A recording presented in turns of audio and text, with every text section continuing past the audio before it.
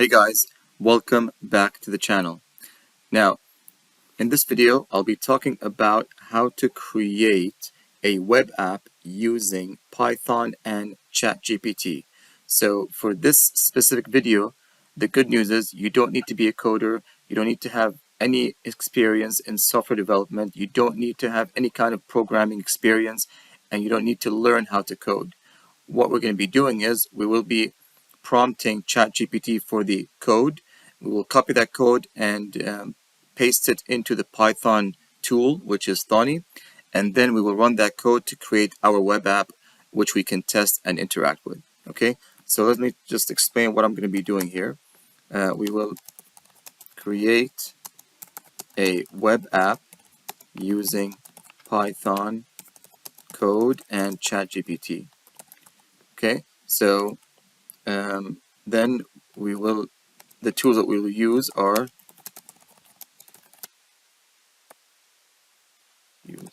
we'll use Thonny, which is a Python authoring tool or Python development tool. And then we will use ChatGPT to generate our code.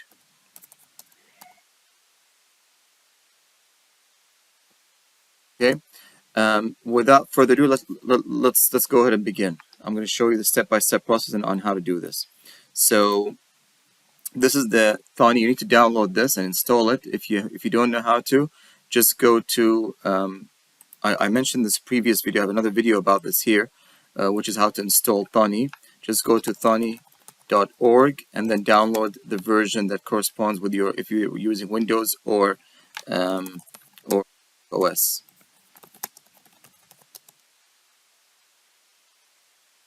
Okay, download that and install it. I have another video which I show you how to install it, but you can just watch the other video there. Okay, once you download that, we're going to be looking at, you should be able to see, example right here, you should be able to see this kind of window. And I want you guys to go ahead and go to your directory or your folders, and you can go ahead and create a new folder. Just right click here and go new directory and then type in Webapp 2. I'm going to put Webapp 2 because I've done a previous one earlier.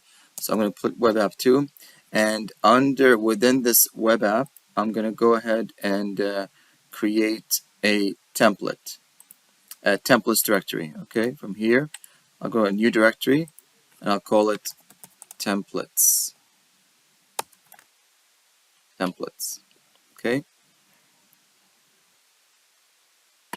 All right. So now I have Webapp 2 and I have templates. Okay. Under Webapp 2, create a new file and call it lecture1.py, and this will be your Python file, which we will copy the Python code here.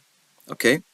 The next step is we will go ahead and go to ChatGPT and generate the code to create our web app. So from here, I'm going to go to ChatGPT.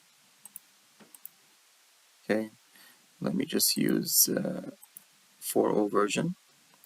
And the prompt here, which I want to create a web app which will calculate the number of words from an input text where the user will enter, right? So let me explain what the web app is. Web app, an online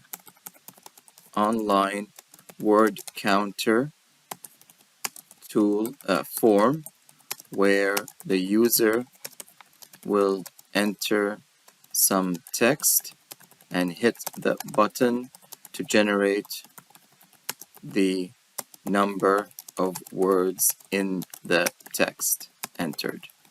Right? Simple tool, very simple. An online word counter. So I'm just going to user will go in, put some text in, and then he'll hit the button like calculate or check. It'll give you the number of words written in the text which he entered. Okay. So what will be the prompt to use for this? I'm going to show you the prompt. You can copy the prompt from the text file down below. You can just download it and or copy and paste it as is. And here's a prompt right here. Just going to. Okay. So I want to create a web app, a word counter app. The user should be able to enter some text and get the word count. Write me a web app using Flask and Python. Now, what is Flask? Flask is a web library for Python, which allows you to create web apps using Python code, right? So it's like a library for creating web applications for Python code, right? So we're going to go ahead and do that, and I'll hit enter.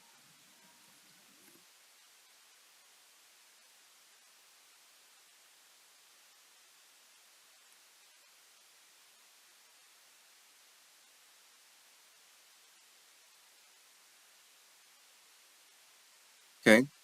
So here you should be able to get some code. I'm not sure why it's put here in 2 responses, but you should be able to get 1 response, even if I use the uh, which is the legacy model, which GPT-4. I'm using 4.0, which is the optimum model, or Omni it's called. But anyways, you should be able to get these different code snippets or code blocks from each from the response of ChatGPT. Now, keep in mind, notice what you have here.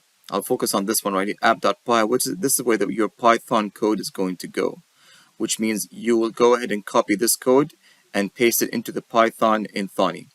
Then you have the HTML, which means you have to create an index.html file in Python in the Thonny, and from there you copy this code right there. So let's go ahead and do that. So I'm going to go in here and I will copy this code, and I will go to my Thonny, and this is my lecture1.py.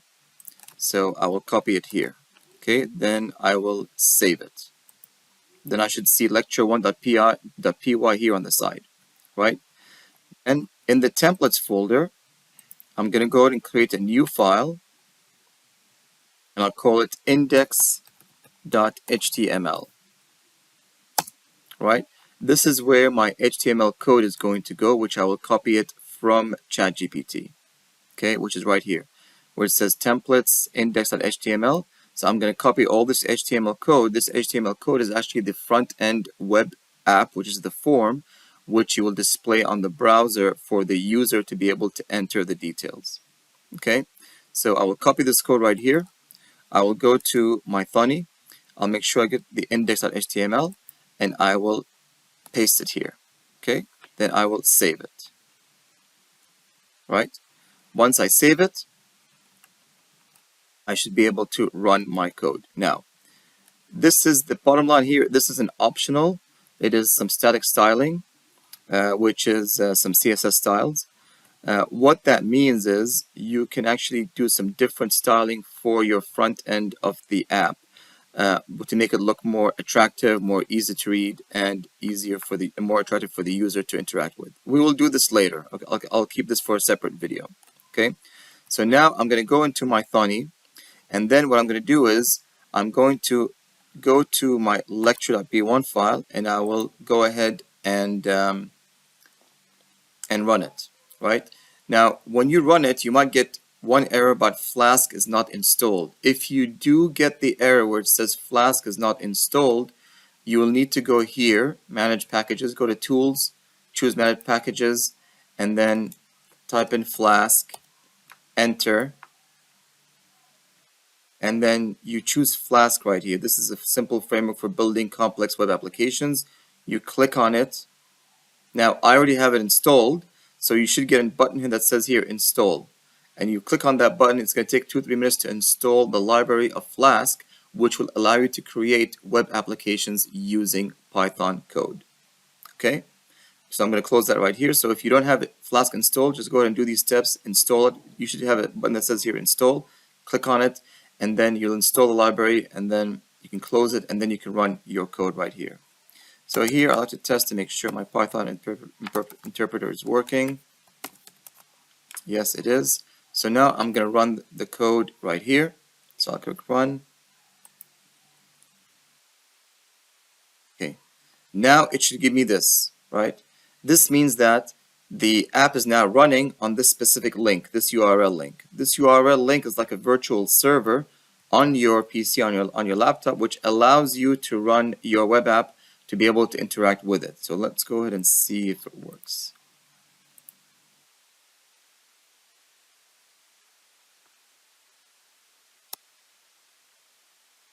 Now, you might get this error here, which is it's going to keep loading and it's not going to display the web app. This can happen for a few reasons. One, your firewall could be blocking that specific port from opening, or maybe your antivirus, either your antivirus, I'm using Norton here, but maybe your antivirus is blocking this port for security reasons, or it could be that this port is already taken or being used by different applications or any other application. If that happens, not to worry, go down here. Okay, what I'm going to do here is I'm going to copy. I have a snippet of code here, which I'm going to copy right here. Okay, so let me just exit out of here. Just hit Control Z and C. Control C to exit. And then what I'm going to do here, I'm going to paste this code right here one more time. I'm going to paste this code right here. And what I'm going to do is I'm going to comment out these two lines right here. To be able to comment, and just hit the hash twice and do it right here as well.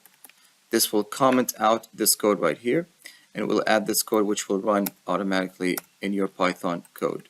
Okay, so now I'm going to save it and then I'm going to run it. Now, once I run it, it should give me this following thing right here, this link, which will open now in your browser, and now you have your text right here. This is your basic web app. So you can just enter some text. Let me just copy the prompt which I used.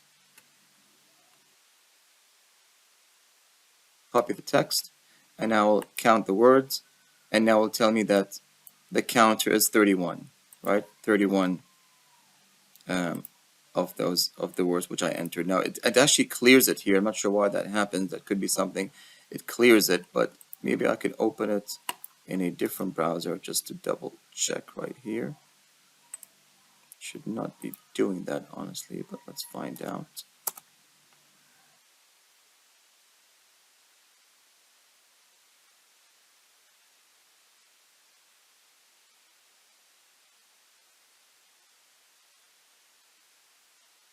Okay, 6. So this is a word counter. Now it clears it for some reason. So this is your basic web app. Now the next step is to create the CSS files, which is the styling of this front end, to allow it to be looking more attractive. So you can put this in the center. You can enlarge the box, make it much larger, and make it fixed length, and then maybe put a space between the button here and the word count. Maybe enlarge the text, make it different colors, or maybe add different backgrounds to it. All this happens in the styling, which is the CSS styling of the function, which is actually this file right here. And this can be happened by copying the code and installing it into a style.css, which allows you to style the specific folder, right?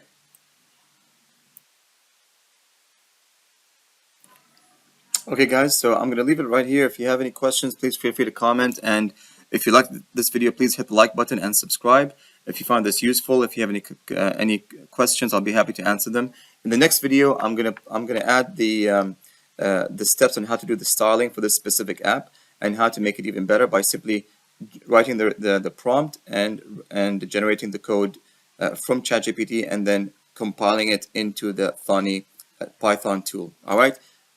Thank you guys for watching, and I'll see you guys in the next video.